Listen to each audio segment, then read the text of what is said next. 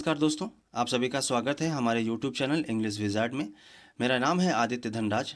दोस्तों, इस सेशन में हम लोग सॉल्व करेंगे central armed police force assistant commandant 2021 का सेकेंड पेपर। दोस्तों, फर्स्ट पेपर में इसके सामान्य अध्ययन, मैथमेटिक्स और रीजनिंग क्वेश्चन पूछे जाते हैं, लेकिन सेकेंड पेपर में इंग्लिश से संबंधित क्वेश्चन पूछे जाते हैं, जिसमें एसे, प्रेसी, कॉम्प्रहेंशन और ग्रामर वोकैब पूछा जाता है। हमारा टारगेट है ग्रामर और वोकैब के क्वेश्चंस को करने का। ऐसा माना जाता है, या मेरा खुद का एक्सपीरियंस है, जितने भी आपके वनडे एग्ज़ाम्स होते हैं, जैसे आप एयरफोर्स का एग्ज़ाम दे रहे हो, नेवी का एग्ज़ाम दे रहे हो, एनडीए का एग्ज़ाम दे रहे हो और एसएससी वगैरह के एग्ज़ाम्स दे रहे हो, उनमें जो इंग्लिश के क्वेश्चंस पूछे जाते हैं हूबहू इस पेपर से या और भी यूपीएससी के जो पेपर हैं उनसे कॉपी किए जाते हैं। तो हमारा टारगेट है इन तरह के पेपर्स को सॉल्व कराना।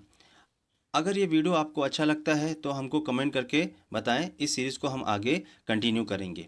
चलिए स्टार्ट करते हैं। आपको थोड़ी जानकारी दे देते हैं।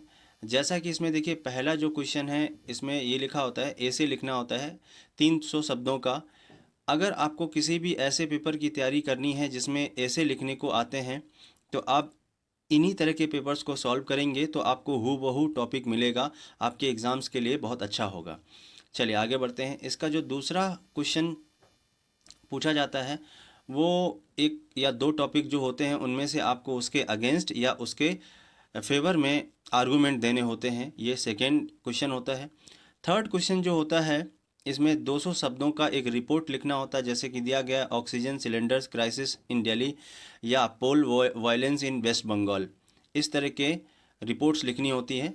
और उसके बाद में क्वेश्चन नंबर फोर्थ में आपको प्रेसी लिखने को आता है। प्रेसी आप जानते हैं, इस पूरे टॉपिक को पढ़ने के बाद इसका 1/3 जैसे कि कॉन्टेक्स्ट या सेंट्रल आइडिया लिखते हैं, उसी तरीके से प्रेसी लिखा जाता है। जब इसकी ज़रूरत होगी तो इस तरह के वीडियो भी हम आपको बनाएंगे। अभी हम आगे बढ़ते हैं।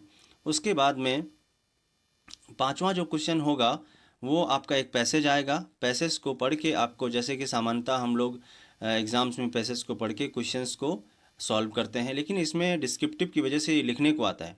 इसी वजह से अगर आप वनडे एग्ज़ाम्स की तैयारी कर रहे हैं और इन तरह के पैसेज को पढ़ते रहते हैं तो कभी कभार हूबहू टॉपिक मिल जाता है, तो बहुत आसानी होती है। अब हम लोग आगे बढ़ते हैं। अब हम लोग यहाँ से सॉल्व करेंगे क्वेश्चन नंबर 6 से, क्योंकि क्वेश्चन नंबर 6 से देखिए, rewrite the sentences as directed. हम आपको बता देते हैं, ये जो क्वेश्चन दिए गए हैं ना, ये यहाँ पर आपको डिस्क्रिप्टिव में दिए गए हैं, लेकिन हमारे जो वनडे एग्जाम्स होते हैं इन्हीं क्वेश्चंस को कॉपी करके इनमें ऑप्शंस। अब हम लोग क्वेश्चन नंबर 6 से सॉल्व करना स्टार्ट करते हैं, क्योंकि यहाँ से ग्रामर वोकैब शुरू हो रहा है। सबसे पहले पढ़ लेते हैं हमारा जो इंस्ट्रक्शंस क्या दिया गया। इंस्ट्रक्शन दिया गया है, rewrite the sentences as directed. जैसे क्वेश्चंस में डायरेक्शन दिया गया है उसको वैसा चेंज करना है। पहला क्वेश्चन जैसे दिया गया, देखिए इसमें डिस्क्रिप्टिव पेपर होता है तो ये लिखने को आता है, इस वजह से ऐसा दिया जाता है। सेम इन्हीं क्वेश्चंस को कॉपी करके हमारे वनडे एग्जाम्स में ऑप्शंस बना देते हैं और कुछ भी नहीं करते हैं। देखिए पहला क्वेश्चन दिया गया है, the flowers Rana gave to Meena have withered. देखिए ये डायरेक्शन दिया गया है, चेंज टू पैसिव वॉइस। अब पैसिव वॉइस आप बना लेते हैं, बिल्कुल आसान। मैं आपको हिंट दे रहा हूँ, आप पेन और नोटबुक ले लीजिए, आप आराम से इसको लिख सकते हैं। मैं बोलता रहूँगा, थोड़ा बहुत हिंट दे दूंगा। देखिए द फ्लावर्स राना गेव लिखा गया है। गेव जो है वर्ब का सेकेंड फॉर्म है। वर्ब का सेकेंड फॉर्म का पैसिव वॉइस वाज वर्ब में जाता है। स्टार्ट करेंगे द फ्लावर्स। अब उसके बाद में ये वाली इंफॉर्मेशन आप पहले लगा देंगे तो ज़्यादा सही रहेगा। The flowers which have withered. उसके बाद यहाँ से स्टार्ट करेंगे, were given to Meena by Rana, ऐसा लिख लेंगे। तो ये बिल्कुल ईजी है। एक बार फिर से मैं दोहरा देता हूँ, the flowers which have withered were given to Meena by Rana, ऐसा लिखेंगे। उसके बाद में क्वेश्चन नंबर सेकेंड दिया गया है। अब देखिए इसका सबसे पहले डायरेक्शन देख लीजिए क्या दिया है, combine the sentences using neither nor. अब इन दो सेंटेंसेस को नाइदर नॉर से जोड़ना है। पहला जो सेंटेंस दिया गया है, the cushions do not match the couch. तो जो कुशंस हैं वो काउच से मैच नहीं करते। दूसरा सेंटेंस दिया है, the curtains also do not match the couch. और जो कर्टेंस हैं वो भी काउच से मैच नहीं करते। तो अब बिल्कुल आसान है, नाइदर नॉर से आपको लिखना है जोड़ के। तो कैसे लिखेंगे, इसका मतलब है कि कुशंस भी मैच नहीं करते हैं और कर्टेंस भी। तो लिखेंगे नाइदर से स्टार्ट करना है आपको, neither the cushions, do not मत लगाइएगा क्योंकि नाइदर नेगेटिव है, डू नॉट लगाएंगे तो सुपरफ्लुअस हो जाएगा। एक बार फिर से समझे, neither the cushions match the couch, फिर उसके बाद में नाइदर के साथ आएगा नॉर। अब यहाँ से स्टार्ट करेंगे, नॉर के बाद द कर्टेन्स ऑल्सो और डू नॉट छोड़ दीजिएगा, मैच द काउच। सीधा लिख देंगे neither the cushions match the couch nor the curtains match the couch. Easy है ये। उसके बाद में देखिए आगे बढ़ते हैं क्वेश्चन नंबर थर्ड में। क्वेश्चन नंबर थर्ड जो दिया गया है आसाम से लिखा गया है, पहले डायरेक्शंस देख लीजिए। लिखा है combine the sentences using not only but also. तो बिल्कुल आसान है, not only but also say जोड़ना है। पहला सेंटेंस दिया गया है Anil plays football in the evening. Anil जो है फुटबॉल इवनिंग में खेलता है। दूसरा सेंटेंस दिया गया है he goes for swimming in the morning, और वो स्विमिंग सुबह जाता है। तो अब इसका मतलब ये हुआ कि अनिल जो है फुटबॉल ना केवल फुटबॉल खेलता है इवनिंग में, बल्कि मॉर्निंग में स्विमिंग के लिए भी जाता है। तो बिल्कुल आसान है। इन दो सेंटेंसेस में जितना कॉमन है वहाँ से स्टार्ट करना सेंटेंस को। देखिए कॉमन का मतलब क्या है, जैसे प्लेस दिया गया है, यहाँ पर गोज दिया गया है, तो गोज अलग वर्ब है, प्लेस अलग वर्ब है। हमारे पास कॉमन सिर्फ बचा क्या, अनिल, या उसका सब्जेक्ट क्या, ही। लेकिन सेंटेंस को प्रोनाउन से नहीं स्टार्ट करना चाहिए, हमें लिखना पड़ेगा अनिल, फिर लिखेंगे अनिल के बाद लिखेंगे not only plays football in the evening, फिर उसके बाद में कनेक्टर आएगा बट ऑल्सो, उसके बाद लिखेंगे goes for swimming in the morning. एक बार फिर से समझ लीजिए, लिखेंगे Anil not only plays football in the evening but also goes for swimming in the morning. ये सेंटेंस आप इजीली लिख सकते हैं। चलिए अब हम लोग नेक्स्ट क्वेश्चन देखते हैं।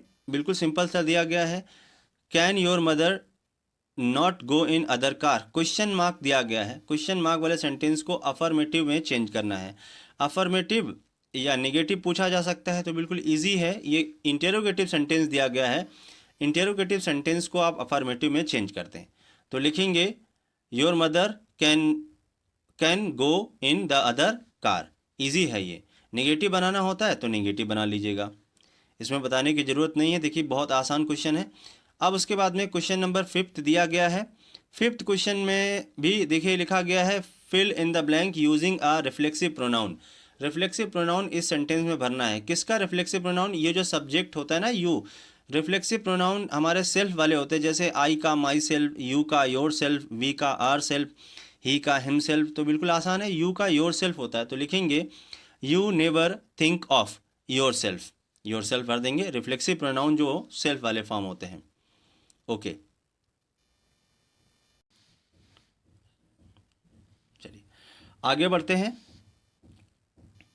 अब हमारा क्वेश्चन नंबर 6 दिया गया है। क्वेश्चन नंबर 6 में देखते हैं।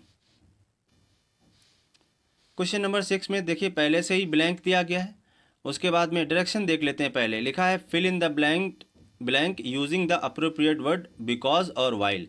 तो यहाँ पर बिकॉज और वाइल में से कोई एक शब्द भरना होता है। हमारे एग्जाम में 4 ऑप्शन दे देंगे बस, और कुछ नहीं है। तो लिखा गया she was talking on the phone her purse fell from her hand.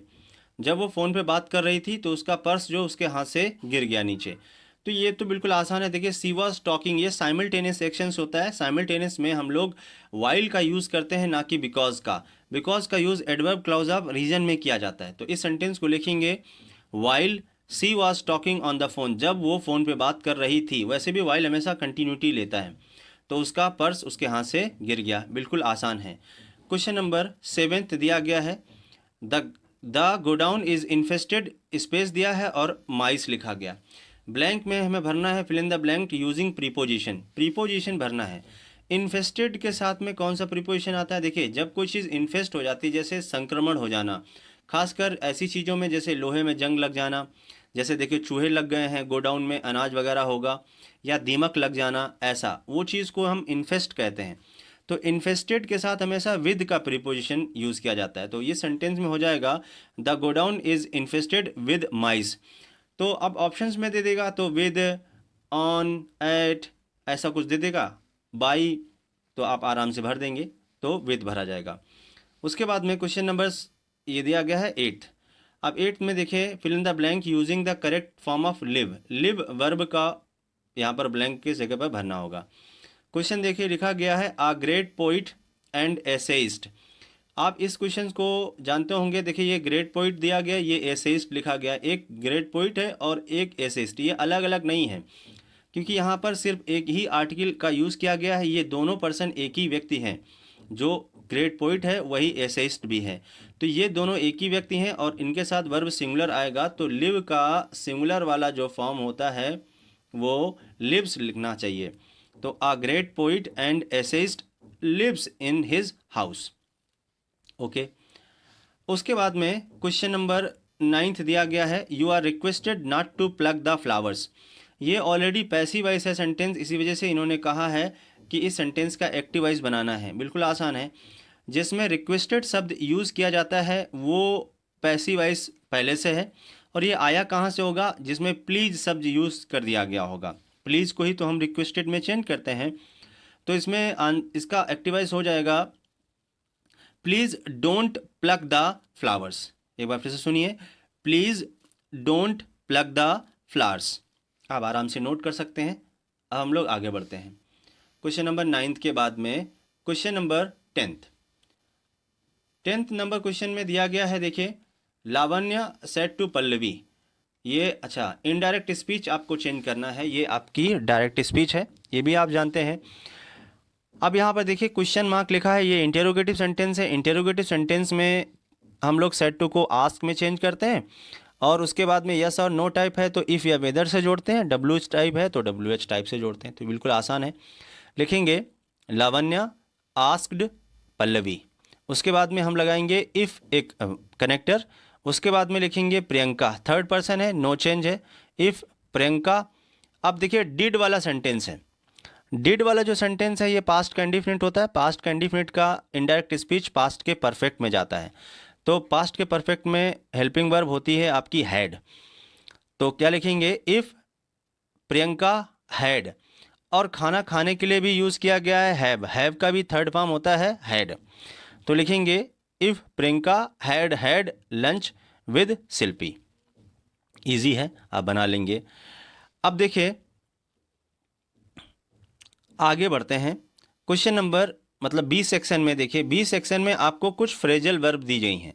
तो दोस्तों फ्रेजल वर्ब आप जानते हैं बहुत ही थोड़ा सा टिपिकल कभी कभार लोग समझते हैं। तो यहाँ पर देखिए write one sentence each using the following words या phrases to bring out their meaning clearly. Do not change the form of the given words या फ्रेजेस। देखिए इनमें जो ये फ्रेजल वर्ब दी गई हैं इनका मीनिंग लिखना है और इनको सेंटेंस में यूज़ करना है। लेकिन हमारे एग्जाम में ऐसा नहीं आता। लेकिन इन्हीं फ्रेजल वर्ब को हमारे एग्जाम में ऑप्शन वाइज पूछ लिया जाता है। तो इसका सीधे सीधे मतलब आप समझ लीजिए, सुन लीजिए, आराम से लिखेंगे। पहला जो दिया गया है आपका बैक ऑफ दिया गया है। बैक ऑफ आपको सॉल्व भी नहीं करना पड़ेगा, क्योंकि यूपीएससी के जो आंसर्स होते हैं वो एक्चुअली कभी कभार नहीं दिए जाते हैं, या कोई मैनिपुलेट करके आंसर दे देता है तो आपको प्रॉब्लम होगी। तो बैक ऑफ का मतलब होता है पीछे हटना। आप लिख सकते हैं आराम से, बैक ऑफ का मतलब होता है पीछे हटना। उसके बाद में कैरीड अवे का मतलब होता है जब कोई व्यक्ति अपना कंट्रोल खो देता है, जैसे गुस्से में आपा खो देना, या जब बहुत खुश हो तो भी ऐसा, तो कंट्रोल खो देना थोड़ी देर के लिए, वो कैरीड अवे होता है। लॉग आउट आप जानते हैं, बिल्कुल आसान है। जैसे हम लोग फेसबुक या अकाउंट या इंटरनेट पे लॉगिन करते हैं, काम हो जाने के बाद हम उससे लॉग आउट हो जाते हैं, ये आसान है। उसके बाद में ड्रॉप इन का मतलब क्या होता है? ड्रॉप इन का मतलब होता है किसी व्यक्ति से थोड़ी देर के लिए मिलना। जैसे आप जा रहे थे, आपका कोई दोस्त मिल गया, आपने 2-3 मिनट बात की और उसके बाद में आगे बढ़ गए, या उसके घर के पास से निकल रहे हैं तो उसे मिलते हुए चले गए, तो वो ड्रॉप इन होता है। और उसके बाद में होल्ड ऑन का मतलब होता है किसी भी चीज़ को रोकना या पकड़ कर रखना। जैसे हम लोग फ़ोन को होल्ड कर लेते हैं थोड़ी देर के लिए। तो ये बिल्कुल आसान से है। इसी पेपर से आप लोग धीरे धीरे तैयारी करें। चलिए आगे बढ़ते हैं। अब इसके बाद जो हमारा सेक्शन दिया गया सी सेक्शन में बिल्कुल आसान है। देखिए सी सेक्शन क्या है, correct the following sentences without making any unnecessary change. मतलब ये एरर वाले जो क्वेश्चंस हैं या इनको सही करके लिखना होता है। तो ये बिल्कुल ईजी है। जैसे पहला सेंटेंस है, जैसे एरर निकालना होता है, तो यहाँ पर लिखा गया help me to open the bottle. ये सेंटेंस में क्या एरर है, तो बिल्कुल आसान सी एरर है। देखिए वैसे तो ये नॉन फाइनाइट का क्वेश्चन है। हेल्प जब हम किसी सेंटेंस में यूज़ करते हैं ना वर्ब को, तो उसके आगे हम कभी भी इन्फिनिटिव्स का यूज़ नहीं करते। हम बेयर इन्फिनिटिव या प्लेन या डायरेक्ट इन्फिनिटिव का यूज़ करते हैं। तो यहाँ पर हमें टू हटा देना होगा, सीधे लिखना पड़ेगा हेल्प मी ओपन द बोतल। जब भी किसी सेंटेंस में हेल्प शब्द का यूज़ किया जाता है तो उसके बाद सिर्फ बेयर इन्फिनिटिव यूज़ किया जाता है, इन्फिनिटिव विदाउट टू। उसके बाद में सेकंड क्वेश्चन में लिखा गया 10 kilometres are a long distance. आप सभी जानते हैं 10 किलोमीटर्स यहाँ एक अमाउंट है, वैसे भी लिखा है अ लॉन्ग डिस्टेंस, तो इसके साथ वर्ब सिंगुलर आएगी। यहाँ जहाँ आर है ना उसकी जगह पर आप इज का इस्तेमाल करेंगे, आर गलत है। क्वेश्चन नंबर आपका थर्ड दिया गया है, लिखा गया है I you and my brother will go to the movie tomorrow. अब मूवी देखने जाना ये एक अच्छा मतलब बुरा काम तो है नहीं। तो आपने देखा होगा प्रोनाउन में एक बहुत जब दो या दो से ज़्यादा सब्जेक्ट यूज़ किए जाते हैं तो उसको हम एक क्रम में रखते हैं। कौन कौन सा? 2 3 1 में रखते हैं और एक रखते हैं 1 2 3 में रखते हैं। तो 2 3 1 ही लगेगा क्योंकि यहाँ पर हम लोग मूवी देखने जा रहे हैं, मैं तुम और मेरा भाई। तो पहले हमें टू मतलब पहले हमें यू लिखना पड़ेगा, यू, फिर थर्ड पर्सन लिखना पड़ेगा कॉमा लगा के माई ब्रदर, उसके बाद में लिखना पड़ेगा हमें I you comma my brother and I will go to the movie tomorrow. 2 3 1 लगाना है। और अगर सेंटेंस में नेगेटिविटी होती तो 1 2 3 लगाते। ओके, क्वेश्चन नंबर हमारा फोर्थ दिया गया है, hardly did he open the door when the lights went of. तो देखिए हार्डली के साथ में कनेक्टर जो है वो आता है व्हेन, ये सही है। लेकिन उसने कहा कि हार्डली के साथ ये वाला जो सेंटेंस है आपका पास्ट का इंडिफिनिट है और यहाँ पर भी पास्ट का इंडिफिनिट है, ऐसा नहीं होना चाहिए। ये वाला सेंटेंस आपका पास्ट का परफेक्ट होना चाहिए। तो होना चाहिए hardly had he opened the door. क्या लिखेंगे? Hardly had he opened the door the went light went of, इस तरीके का।